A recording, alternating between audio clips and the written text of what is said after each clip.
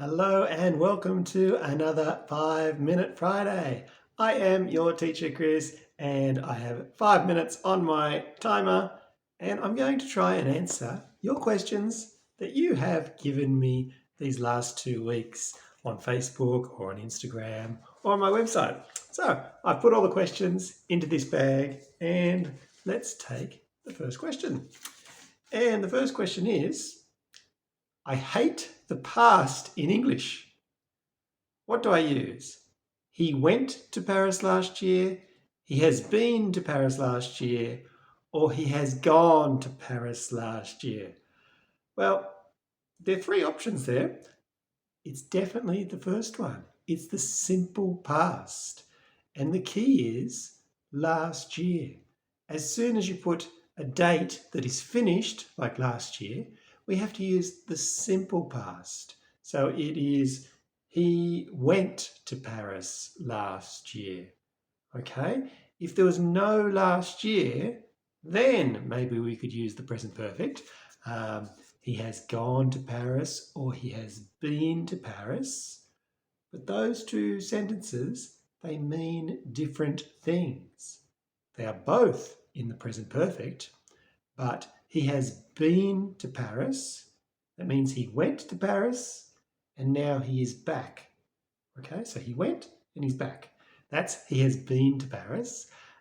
He has gone to Paris. That means at this moment he is not here with us. He is either going to Paris, he is in Paris, or he is coming back, but he's not here with us, is the key.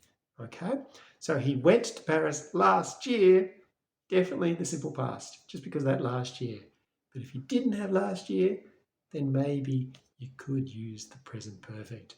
I have 1 or 2 videos about that. I'll put the link in the description for you for a little bit more detail. Okay, let's go on to question number 2 though. And question number 2 is, I have difficulty with English people when I have to spell my name. Nobody understands. Can you help? Jean-Yves. Jean-Yves is this person's name. I understand. I have the same problem when I have to spell my name for French people because we pronounce the letters differently in English than in French. Certain letters are very different. And I can see your name, you have some of the most difficult ones. Jean-Yves. Now, the first letter is a J in English. J. Okay, then it's E. A lot of people get confused there with the E.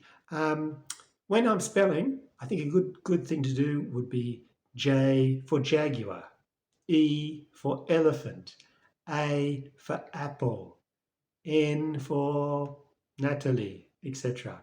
And then in your name, you have a little hyphen in English. It's called a hyphen. Okay, so it's J-E-A-N hyphen Eve Y.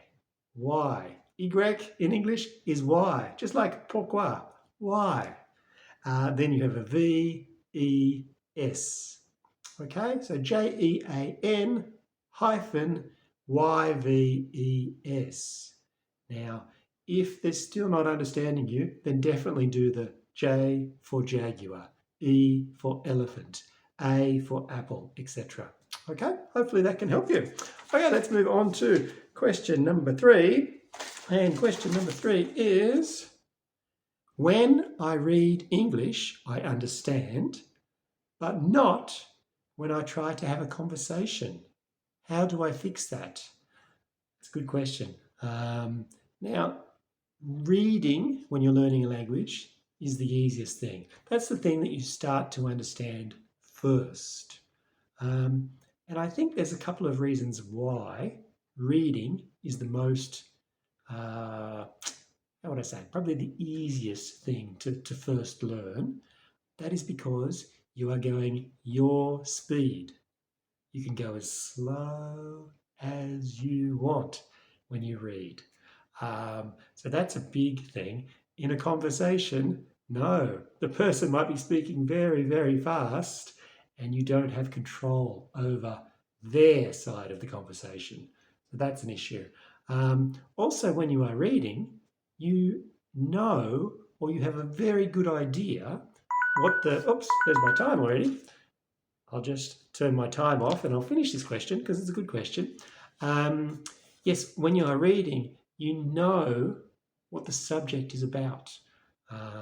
If you are reading a newspaper and you are reading, I don't know, an article about a football game, it's very easy to understand what is going on because you know, okay, I'm reading about a football game and maybe you don't know all the vocabulary, but you can guess, you can understand the overall sense. In a conversation, you don't always know what the subject is about. The other person can change the subject like that, and you thought you were talking about something, and then they start talking about something completely different. So that's definitely an issue. And unfortunately, the only way to improve is to practice, practice, practice, and practice some more. Videos like this be great to listen to them because I'm always changing the subject because each question is different. And I'd also recommend playing the video, but just listening to the video. Can you still understand without the little things that I'm writing on the screen to help? Without looking at my body language, can you still understand? That would be a real test for you. In fact, you could just go on my channel or maybe another native English speaker's channel and just press on a video and try and listen. Listen and understand without looking at what is written on the screen. That would be really good practice for your oral comprehension.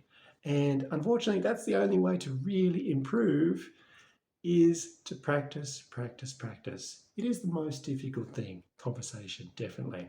But it's already great if you can understand when you are reading. That's already a really good start.